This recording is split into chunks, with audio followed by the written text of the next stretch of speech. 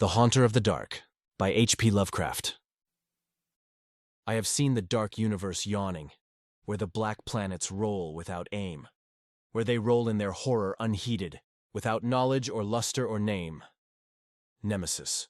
Cautious investigators will hesitate to challenge the common belief that Robert Blake was killed by lightning or by some profound nervous shock derived from an electrical discharge. It is true that the window he faced was unbroken, but nature has shown herself capable of many freakish performances. The expression on his face may easily have arisen from some obscure muscular source unrelated to anything he saw, while the entries in his diary are clearly the result of a fantastic imagination aroused by certain local superstitions and by certain old matters he had uncovered. As for the anomalous conditions at the deserted church on Federal Hill, the shrewd analyst is not slow in attributing them to some charlatanry, conscious or unconscious, with at least some of which Blake was secretly connected. For after all, the victim was a writer and painter wholly devoted to the field of myth, dream, terror, and superstition, and avid in his quest for scenes and effects of a bizarre, spectral sort. His earlier stay in the city, a visit to a strange old man as deeply given to occult and forbidden lore as he, had ended amidst death and flame, and it must have been some morbid instinct which drew him back from his home in Milwaukee. He may have known of the old stories despite his statements to the contrary in the diary, and his death may have nipped in the bud some stupendous hoax destined to have a literary reflection. Among those, however, who have examined and correlated all this evidence, there remains several who cling to less rational and commonplace theories. They are inclined to take much of Blake's diary at its face value, and point significantly to certain facts such as the undoubted genuineness of the old church record, the verified existence of the disliked and unorthodox Starry Wisdom sect prior to 1877, the recorded disappearance of an inquisitive reporter named Edwin M. Lillibridge in 1893, and, above all, the look of monstrous, transfiguring fear on the face of the young writer when he died. It was one of these believers who, moved to fanatical extremes, threw into the bay the curiously angled stone and its strangely adorned metal box found in the old church steeple, the black windowless steeple, and not the tower where Blake's diary said those things originally were. Though widely censured both officially and unofficially, this man, a reputable physician with a taste for odd folklore, averred that he had rid the earth of something too dangerous to rest upon it. Between these two schools of opinion, the reader must judge for himself. The papers have given the tangible details from a skeptical angle, leaving for others the drawing of the picture as Robert Blake saw it, or thought he saw it, or pretended to see it. Now, studying the diary closely, dispassionately, and at leisure, let us summarize the dark chain of events from the expressed point of view of their chief actor. Young Blake returned to Providence in the winter of 1934-5, taking the upper floor of a venerable dwelling in a grassy court off College Street, on the crest of the great eastward hill near the Brown University campus and behind the marble John Hay Library. It was a cozy and fascinating place, in a little garden oasis of village-like antiquity where huge, friendly cats sunned themselves atop a convenient shed. The square Georgian house had a monitor roof, classic doorway with fan carving, small-paned windows, and all the other earmarks of early 19th century workmanship. Inside were six-paneled doors, wide floorboards, a curving colonial staircase, white Adam period mantels, and a rear set of rooms 3 steps below the general level. Blake's study, a large southwest chamber, overlooked the front garden on one side, while its west windows, before one of which he had his desk, faced off from the brow of the hill and commanded a splendid view of the lower town's outspread roofs and of the mystical sunsets that flamed behind them. On the far horizon were the open countryside's purple slopes. Against these, some 2 miles away, rose the spectral hump of Federal Hill, bristling with huddled roofs and steeples whose remote outlines wavered mysteriously, taking fantastic forms as the smoke of the city swirled up and enmeshed them. Blake had a curious sense that he was looking upon some unknown, ethereal world which might or might not vanish in dream if ever he tried to seek it out and enter it in person. Having sent home for most of his books, Blake bought some antique furniture suitable to his quarters and settled down to write and paint, living alone and attending to the simple housework himself. His studio was in a north attic room, where the panes of the monitor roof furnished admirable lighting. During that first winter, he produced 5 of his best-known short stories, the burrower beneath, the stairs in the crypt, Shagai, in the Vale of Panath, and the feaster from the stars, and painted 7 canvases, studies of nameless, unhuman monsters, and profoundly alien, non-terrestrial landscapes.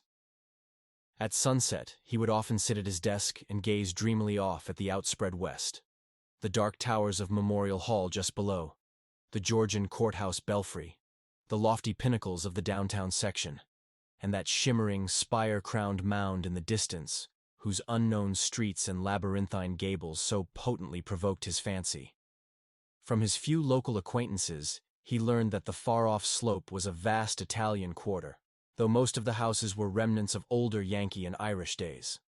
Now and then he would train his field glasses on that spectral, unreachable world beyond the curling smoke, picking out individual roofs and chimneys and steeples, and speculating upon the bizarre and curious mysteries they might house. Even with optical aid, Federal Hill seemed somehow alien, half-fabulous, and linked to the unreal, intangible marvels of Blake's own tales and pictures. The feeling would persist long after the hill had faded into the violet, lamp-starred twilight, and the courthouse floodlights and the red industrial trust beacon had blazed up to make the night grotesque. Of all the distant objects on Federal Hill, a certain huge, dark church most fascinated Blake. It stood out with a special distinctness at certain hours of the day, and at sunset, the great tower and tapering steeple loomed blackly against the flaming sky. It seemed to rest on especially high ground, for the grimy facade and the obliquely seen north side with sloping roof and the tops of great pointed windows rose boldly above the tangle of surrounding ridgepoles and chimney pots. Peculiarly grim and austere, it appeared to be built of stone, stained and weathered with the smoke and storms of a century and more. The style, so far as the glass could show, was that earliest experimental form of Gothic revival, which preceded the stately Upjohn period and held over some of the outlines and proportions of the Georgian age.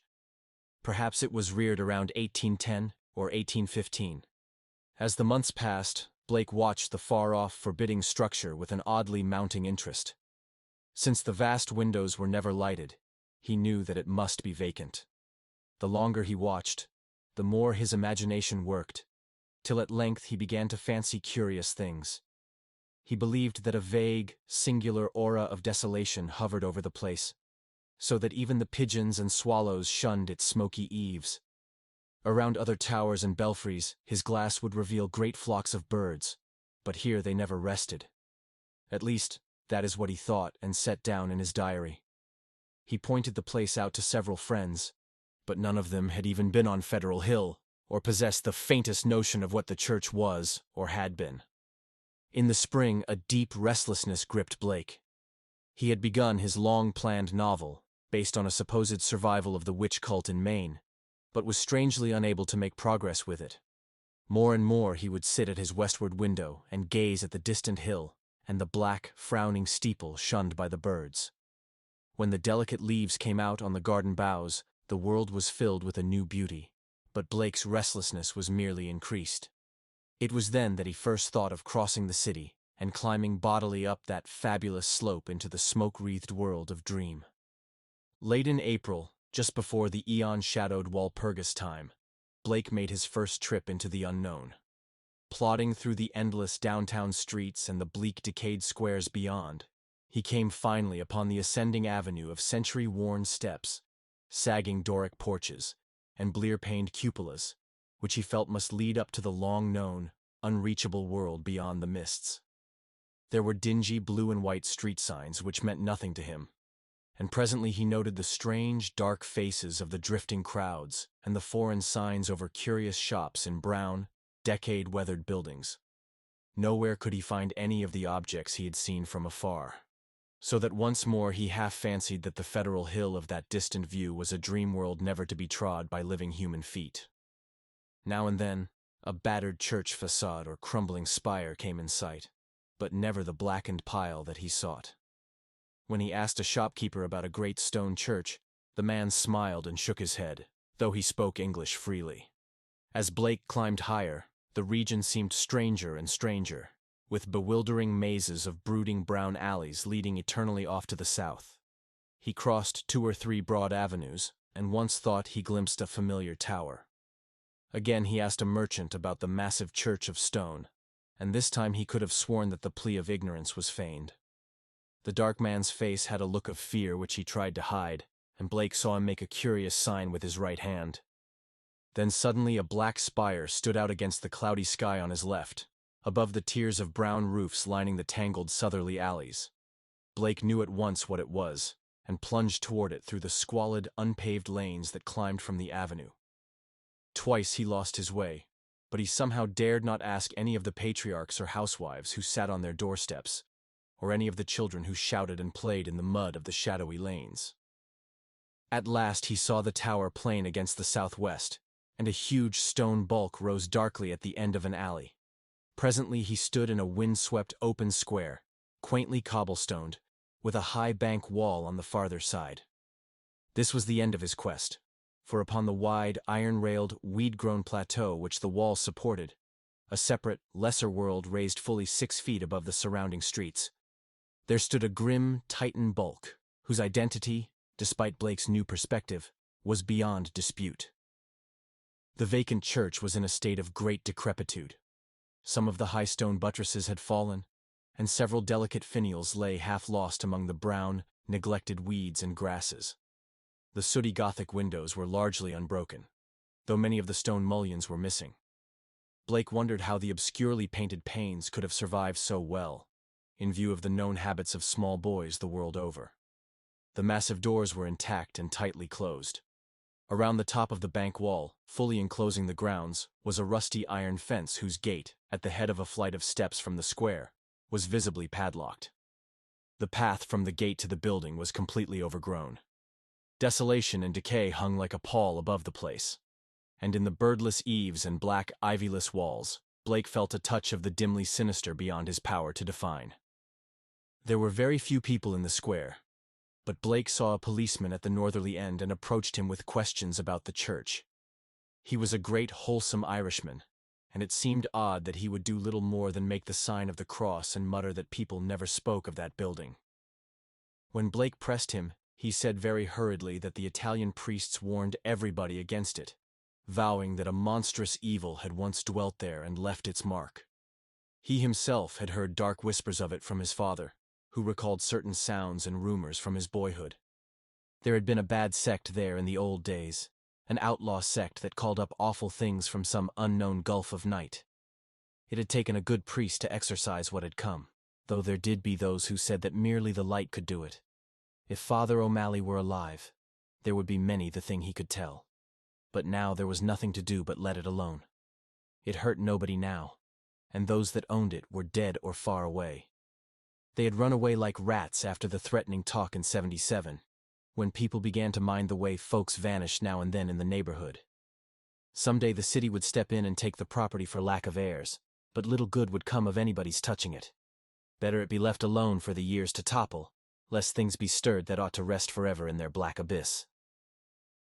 After the policeman had gone, Blake stood staring at the sullen, steepled pile. It excited him to find that the structure seemed as sinister to others as to him, and he wondered what grain of truth might lie behind the old tales the bluecoat had repeated. Probably they were mere legends evoked by the evil look of the place, but even so, they were like a strange coming to life of one of his own stories. The afternoon sun came out from behind dispersing clouds, but seemed unable to light up the stained, sooty walls of the old temple that towered on its high plateau.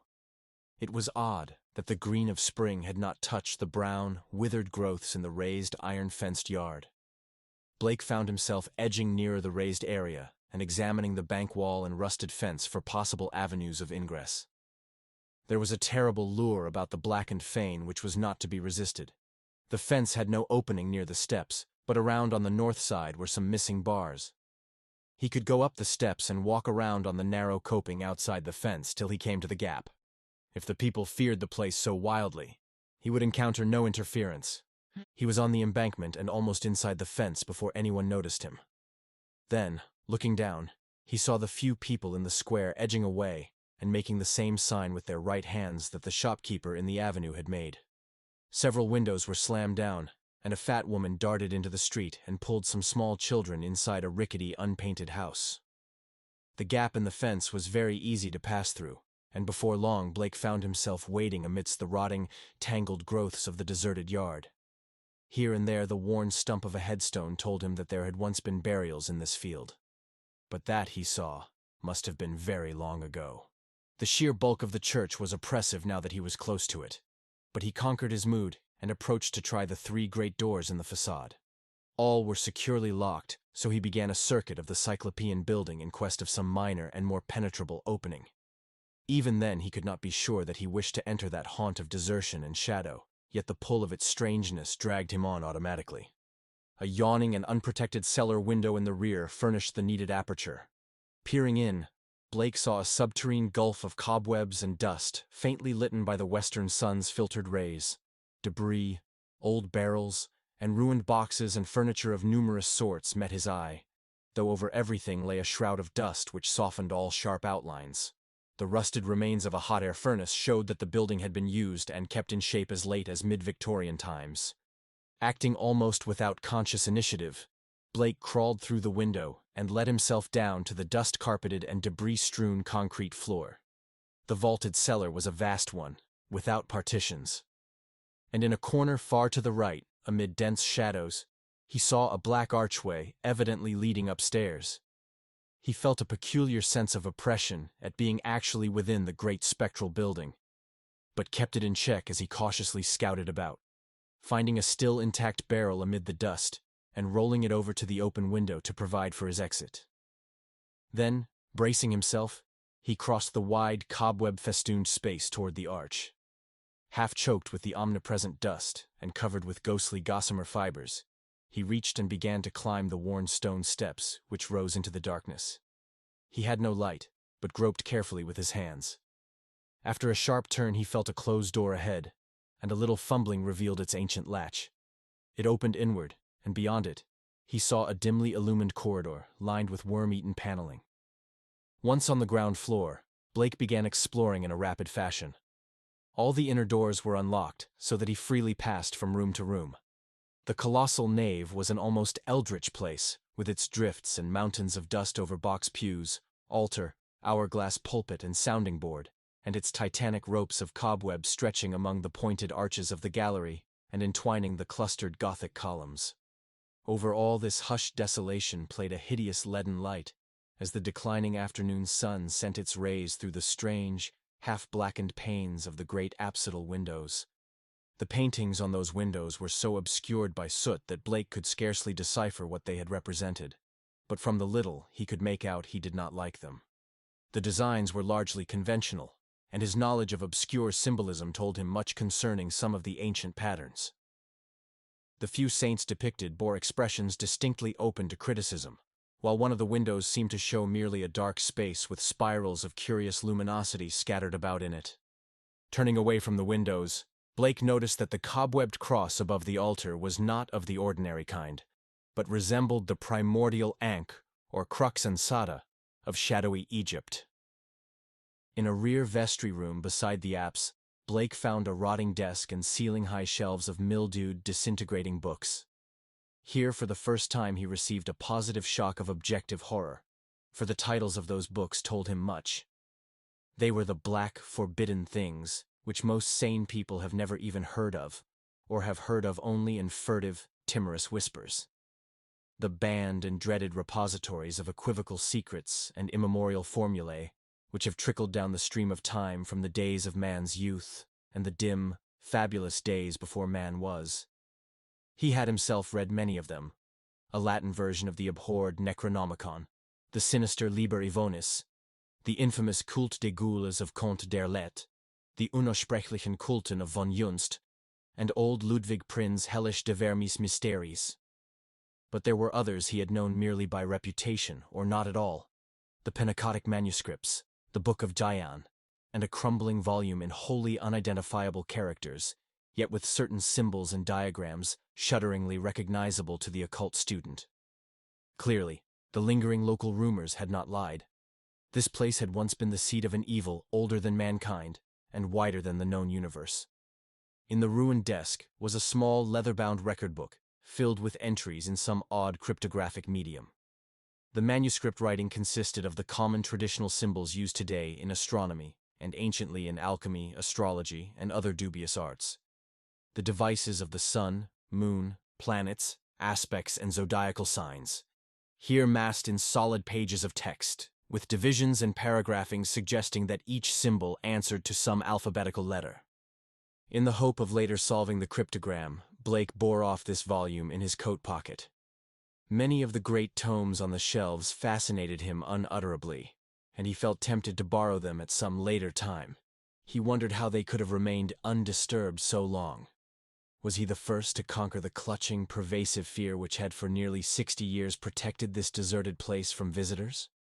Having now thoroughly explored the ground floor, Blake plowed again through the dust of the spectral nave to the front vestibule, where he had seen a door and staircase presumably leading up to the blackened tower and steeple, objects so long familiar to him at a distance.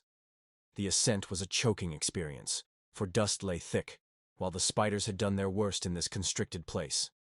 The staircase was a spiral with high, narrow wooden treads, and now and then Blake passed a clouded window looking dizzily out over the city. Though he had seen no ropes below, he expected to find a bell or peal of bells in the tower, whose narrow, louver-boarded lancet windows his field glass had studied so often. Here he was doomed to disappointment, for when he attained the top of the stairs he found the tower chamber vacant of chimes, and clearly devoted to vastly different purposes. The room, about 15 feet square, was faintly lighted by 4 lancet windows, one on each side, which were glazed within their screening of decayed louver boards. These had been further fitted with tight, opaque screens, but the latter were now largely rotted away. In the center of the dust-laden floor rose a curiously angled stone pillar some 4 feet in height and 2 in average diameter, covered on each side with bizarre, crudely incised, and wholly unrecognizable hieroglyphs. On this pillar rested a metal box of peculiarly asymmetrical form, its hinged lid thrown back, and its interior holding what looked beneath the decade-deep dust to be an egg-shaped or irregularly spherical object some 4 inches through. Around the pillar in a rough circle were 7 high-backed Gothic chairs, still largely intact, while behind them, ranging along the dark-paneled walls, were 7 colossal images of crumbling, black-painted plaster, resembling more than anything else the cryptic carven megaliths of mysterious Easter Island. In one corner of the cobweb chamber, a ladder was built into the wall, leading up to the closed trapdoor of the windowless steeple above. As Blake grew accustomed to the feeble light, he noticed odd bas-reliefs on the strange open box of yellowish metal. Approaching, he tried to clear the dust away with his hands and handkerchief, and saw that the figurings were of a monstrous and utterly alien kind, depicting entities which, though seemingly alive, resembled no known life form ever evolved on this planet. The 4-inch seeming sphere turned out to be a nearly black, red-striated polyhedron with many irregular flat surfaces, either a very remarkable crystal of some sort, or an artificial object of carved and highly polished mineral matter. It did not touch the bottom of the box, but was held suspended by means of a metal band around its center, with 7 queerly designed supports extending horizontally to angles of the box's inner wall near the top. This stone, once exposed, exerted upon Blake an almost alarming fascination. He could scarcely tear his eyes from it, and as he looked at its glistening surfaces, he almost fancied it was transparent, with half-formed worlds of wonder within.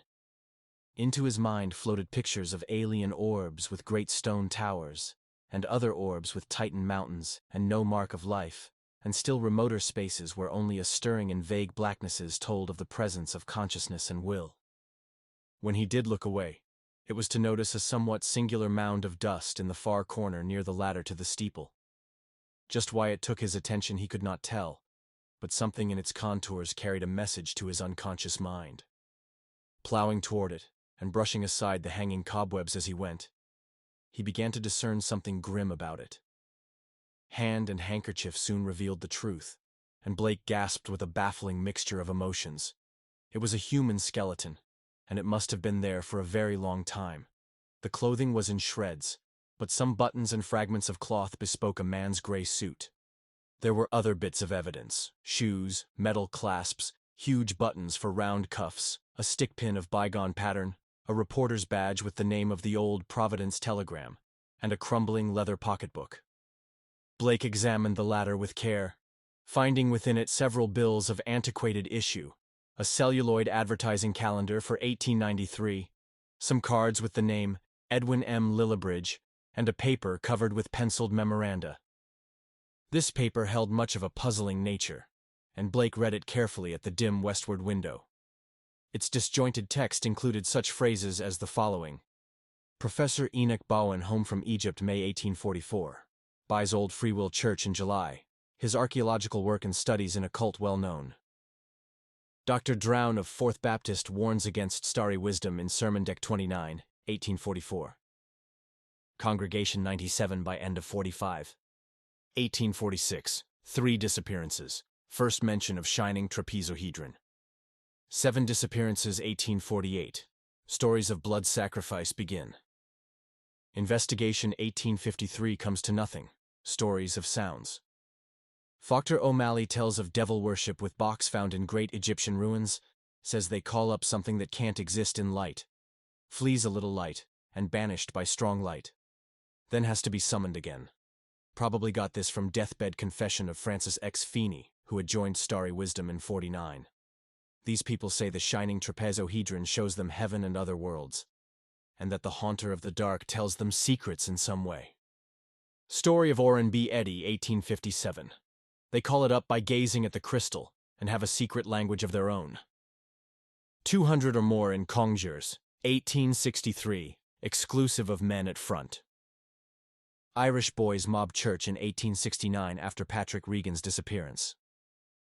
Veiled article in J. March 14, 72, but people don't talk about it. 6 disappearances 1876, secret committee calls on Mayor Doyle. Action promised February 1877, church closes in April. Gang, Federal Hill Boys, threaten Dr. Mimsh and vestryman in May. 181 persons leave city before end of 77, mention no names. Ghost stories begin around 1880. Try to ascertain truth of report that no human being has entered church since 1877. Ask Lanigan for photograph of place taken 1851. Restoring the paper to the pocketbook and placing the latter in his coat, Blake turned to look down at the skeleton in the dust. The implications of the notes were clear, and there could be no doubt but that this man had come to the deserted edifice 42 years before, in quest of a newspaper sensation, which no one else had been bold enough to attempt. Perhaps no one else had known of his plan. Who could tell? But he had never returned to his paper. Had some bravely suppressed fear risen to overcome him and bring on sudden heart failure? Blake stooped over the gleaming bones and noted their peculiar state. Some of them were badly scattered, and a few seemed oddly dissolved at the ends. Others were strangely yellowed, with vague suggestions of charring. This charring extended to some of the fragments of clothing. The skull was in a very peculiar state, stained yellow, and with a charred aperture in the top as if some powerful acid had eaten through the solid bone. What had happened to the skeleton during its 4 decades of silent entombment here, Blake could not imagine. Before he realized it, he was looking at the stone again, and letting its curious influence call up a nebulous pageantry in his mind. He saw processions of robed, hooded figures whose outlines were not human, and looked on endless leagues of desert lined with carved, sky-reaching monoliths. He saw towers and walls in nighted depths under the sea, and vortices of space where wisps of black mist floated before thin shimmerings of cold purple haze. And beyond all else, he glimpsed an infinite gulf of sheer darkness, where solid and semi-solid forms were known only by their windy stirrings, and cloudy patterns of force seemed to superimpose order on chaos, and hold forth a key to all the paradoxes and arcana of the worlds we know. Then all at once the spell was broken by an access of gnawing, indeterminate panic fear. Blake choked and turned away from the stone, conscious of some formless alien presence close to him, and watching him with horrible intentness. He felt entangled with something which was not in the stone, but which had looked through it at him. Something which would ceaselessly follow him with a cognition that was not physical sight. Plainly, the place was getting on his nerves, as well it might in view of his gruesome find. The light was waning, too, and since he had no illuminant with him, he knew he would have to be leaving soon.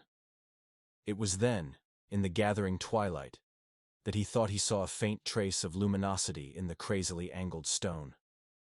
He had tried to look away from it, but some obscure compulsion drew his eyes back. Was there a subtle phosphorescence of radioactivity about the thing? What was it that the dead man's notes had said concerning a shining trapezohedron? What, anyway, was this abandoned lair of cosmic evil? What had been done here, and what might still be lurking in the bird-shunned shadows? It seemed now as if an elusive touch of fetor had arisen somewhere close by, though its source was not apparent. Blake seized the cover of the long open box and snapped it down. It moved easily on its alien hinges and closed completely over the unmistakably glowing stone. At the sharp click of that closing, a soft stirring sound seemed to come from the steeple's eternal blackness overhead, beyond the trapdoor. Rats, without question, the only living things to reveal their presence in this accursed pile since he had entered it. And yet that stirring in the steeple frightened him horribly, so that he plunged almost wildly down the spiral stairs, across the ghoulish nave, into the vaulted basement, out amidst the gathering dusk of the deserted square, and down through the teeming, fear-haunted alleys and avenues of Federal Hill toward the sane central streets and the home-like brick sidewalks of the college district. During the days which followed, Blake told no one of his expedition. Instead, he read much in certain books, examined long years of newspaper files downtown, and worked feverishly at the cryptogram in that leather volume from the cobwebbed vestry room. The cipher, he soon saw, was no simple one, and after a long period of endeavor, he felt sure that its language could not be English, Latin, Greek, French, Spanish, Italian, or German. Evidently he would have to draw upon the deepest wells of his strange erudition. Every evening the old impulse to gaze westward returned, and he saw the black steeple as of yore amongst the bristling roofs of a distant and half-fabulous world. But now it held a fresh note of terror for him. He knew the heritage of evil lore it masked, and with the knowledge his vision ran riot in queer new ways. The birds of spring were returning, and as he watched their sunset flights, he fancied they avoided the gaunt, lone spire as never before. When a flock of them approached it, he thought, they would wheel and scatter in panic confusion, and he could guess at the wild twitterings which failed to reach him across the intervening miles. This concludes the first part of 2 total of The Haunter of the Dark by H.P. Lovecraft, produced by Best Audiobooks for free.